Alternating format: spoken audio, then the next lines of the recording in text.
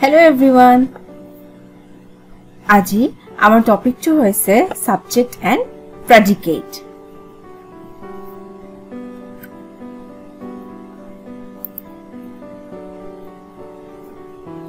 A video tut ami hikim what is a subject, what is a predicate and how to find them in a sentence.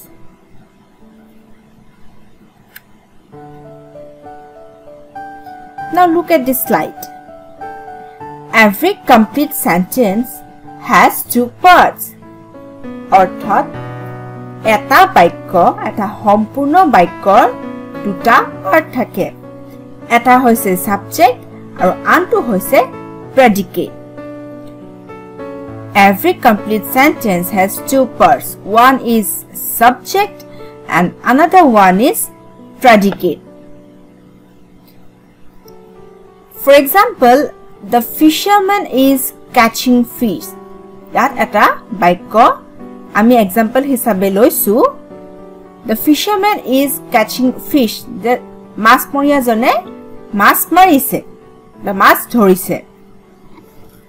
Yat swa the fisherman to ami eneke eta box of bitor di disu. Orthat the fisherman hoise subject aru is catching fish. এই তিনটা শব্দ underline কৰিছো আৰু এই তিনটা শব্দই হৈছে predicate. আমি গম পালো যে এটা বাক্যৰ দুটা পাৰ্ট থাকে, এটা হৈছে subject আৰু এটা হৈছে predicate. Subjectত it is not necessary that a subject include only one word. Subjectত অকল এটাই শব্দ থাকিব লাগিব বুলি কোনো কথা নাই. A subject can consist of more than one word. Aru predicate to thik eker dhornore etatকৈ বেছি word থাকিব পাৰে. কিন্তু আমি এটা কেনেকৈ গম পালো যে the fisherman to subject হয় আৰু is catching fish to predicate হয়. কেনেকৈ গম পাম আমি next slide খনত চাম. So what is the subject? Subject to কি হয়? Subject is the naming part of a sentence. It tells who or what the sentence is telling about. Orthat subject hoise baikko etar naming part. Aru yat ki koise it tells who mane kun or what the sentence is telling about. Baikko tut কাৰ বিষয়ে কোৱা হৈছে বা কি কৈছে. Who or what? বাক্যটোত কোন বা কি কৈছে, কাৰ বিষয়ে কৈছে বা কি কথা কৈছে, হেইটোই হৈ গল subject. For example, look at this sentence. George played football. George football খেলিলে বা খেলিছিল. Now find out the subject. এতিয়া আমি subject টুনু ইয়াত এই বাক্যটোত ক'ত আছে বিচাৰো আহা. Subjectৰ কথা কি কৈছিল আৰম্ভণিতে যে it tells who or what the sentence is telling about. এই বাক্যটোত কাৰ বিষয়ে কোৱা হৈছে অলপমান ভাবাচোন. এই বাক্যটোৰ কাৰ বিষয়ে কৈছো? নিশ্চয় আমি জৰ্জৰ বিষয়ে কৈছো, কাৰণ জৰ্জ প্লেড ফুটবল বুলি কৈছো. তো ফুটবল কোনে খেলে, কাৰ বিষয়ে কলো? জৰ্জৰ কথা কলো. So George is the subject here. বাক্যটোত আমি কাৰ বিষয়ে কলো? জৰ্জৰ বিষয়ে. হু বুলি কৈছে, জৰ্জৰ বিষয়ে যেহেতু কৈছো যে জৰ্জে ফুটবল খেলিলে, সেই কাৰণে আমি এটা কি হ'ব বাক্যটোত আমি কি বিচাৰি পালো? সাবজেক্ট বিচাৰি পালো. So George is the subject here. Subject to কি হয় আমি ইতিমধ্যে গম পালো. এতিয়া শিকো আহা predicate কি হয়. Predicate is the telling part of a sentence. It tells what we speak right about the subject. অর্থাৎ predicate হল এটু যে সাবজেক্টে কি কয় বা কি লিখে It tells what we speak or write about the subject. মানে সাবজেক্টৰ বিষয়ে আমি কি কৈছো বা লিখিছো সেই পাৰ্টখিনিয়ে হৈছে predicate. সেই কাৰণে telling part বুলি কোৱা হৈছে. It tells what someone or something is or does. মানে কোনোবাই বা কিবা কি হয় বা কি কৰিছে হেতু বুজায়. আগৰ এক্সাম্পলটো লওঁ. George played football. George to already subject hoy boli gom palui. Karon bakyotut kar bikhoye koisu Georgeor bikhoye. He karone George hoy gol subject. Eta George ki korise? About the subject. Predicate ki koy about the subject or is or does. George ki korile? Played football. জৰ্জৰ বিষয়ে আমি বৰ্ণনা কৰিলো নাই যেহেতু সাবজেক্টৰ বিষয়ে বৰ্ণনা কৰিলো যি গিটা শব্দই সাবজেক্টৰ বিষয়ে বৰ্ণনা কৰে বা সাবজেক্টৰ বিষয়ে কয় সেইখিনি হৈছে predicate. Played football এই দুইটা শব্দ হল predicate. এতিয়া আমি এই সেন্টেন্সটো দুটা পাৰ্ট পালো নে yes পালো. জৰ্জ টো হৈছে সাবজেক্ট and played football টো হৈছে predicate. এই ধৰণৰে আমি বাক্যত সাবজেক্ট আৰু প্ৰেডিকেট বিচাৰি উলিয়াব লাগিব. সাবজেক্ট কি হৈ গল আগৰ স্লাইডখন আমি চাইছিলোৱে যে naming part. It tells who or what the sentence is telling about. কাৰ বিষয়ে কোৱা হৈছে আৰু প্ৰেডিকেটত কি হৈছে যাৰ বিষয়ে কলা সেই সাবজেক্টৰ কথা তুমি ক'ব লাগিব. প্ৰথমতে বাক্যত সাবজেক্ট বিচাৰিবা সাবজেক্টটো বিচাৰি উঠি এই সাবজেক্টৰ বিষয়েনো কি কৈছে সেই কথাখিনি হৈছে প্ৰেডিকেট. এতিয়া আৰু দুটা এক্সাম্পল চাওঁ হা প্ৰেডিকেট কেনেকৈ বিচাৰি উলিয়াব পাৰি. For example, Mr. Bora lost his hat.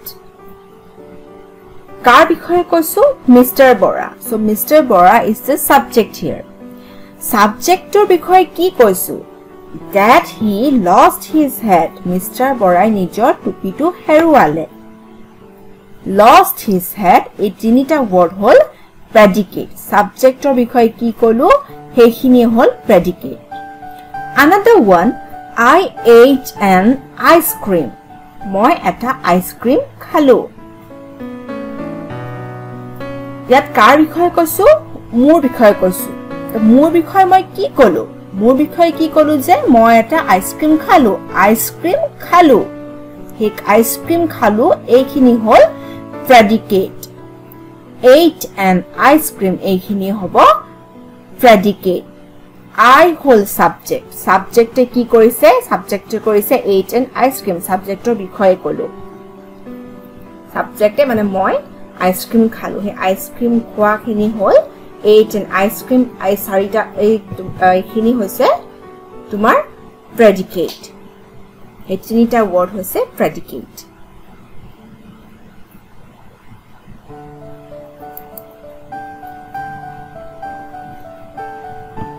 Now it's our activity time. ইয়াত কেইটামান এক্সাম্পল দিছো. এই এক্সাম্পল কেইটা ভালকে পঢ়া আৰু তাৰ পিছত আমি সলভ কৰিব ট্ৰাই কৰিম. The children are swimming in the sea. ইয়াত আমি কাৰ বিষয়ে কৈছো the children. আৰু children খিনি কি কৰিছে are swimming in the sea. The children to হৈ যাব subject আৰু subject কি কৰিছে subject সাগৰত সাঁতুৰিছে.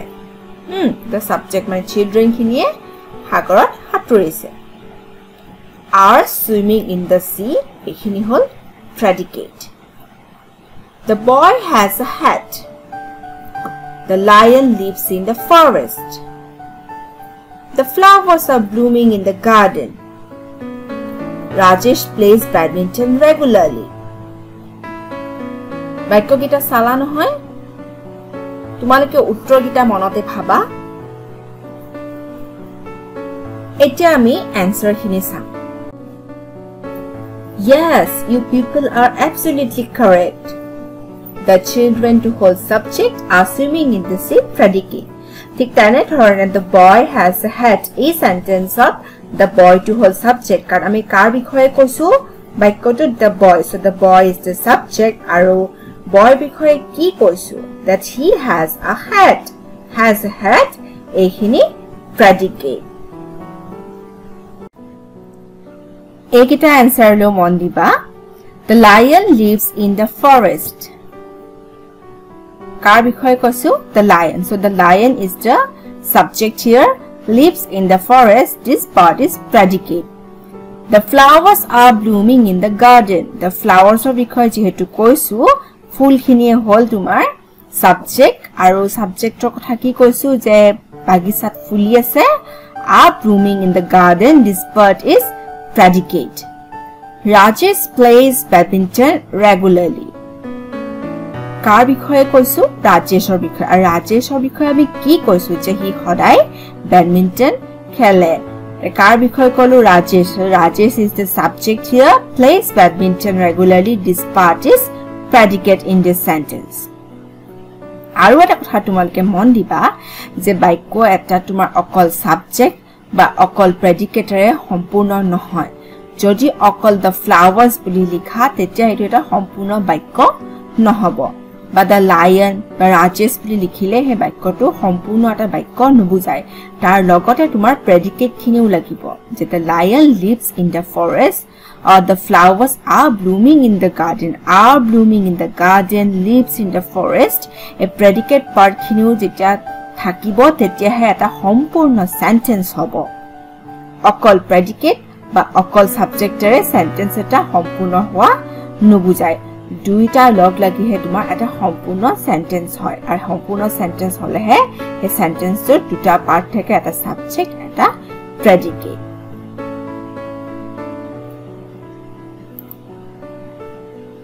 এতিয়া তোমালোকৰ কাৰণে এখন worksheet আছে এই worksheet খনত থকা তোমালোকে বাক্য কিটালে মন দিয়া আৰু এই কামখিনি তোমালোকে নিজে কৰিবা এত কি আছে question to সোৱা Find out the subject and predicate in each of the following sentences. মানে তলত দিয়া বাক্য গিটাৰ প্ৰত্যেকটো বাক্যৰে তোমালকে subject আৰু predicate নো কোনটো হয় হেকিটা বাছি উলিয়াব লাগিব আৰু এই worksheet খন মই তোমালোকৰ কাৰণে এৰিলো তোমালোকে নিজে এই ভিডিওটোৰ পৰা কি শিকিলা হে শিকাখিনি এপ্লাই কৰি এই সেন্টেন্স গিটাত নো কোনটো subject কোনটো নো predicate হেখিনি তোমালোকে ঘৰত নিজে উত্তৰ সলভ কৰিবা